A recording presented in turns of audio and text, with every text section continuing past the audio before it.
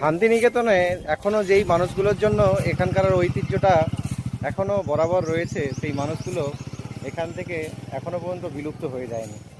এখনও তারা এখানে আছে, গান গেয়ে শোনায়। আমরা তার কাছেই পৌঁছে গেছি। খুব সুন্দর একটি জঙ্গল।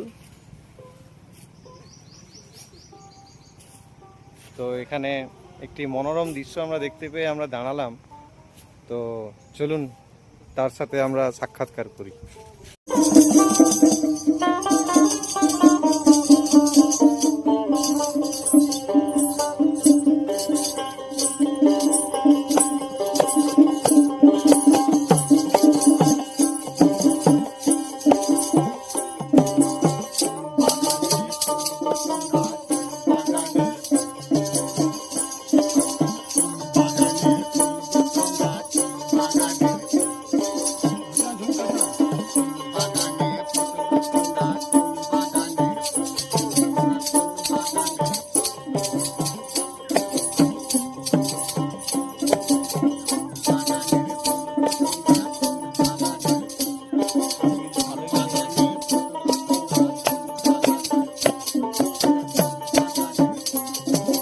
সর্পের মাথায় ব্যাঙের নৃত্য,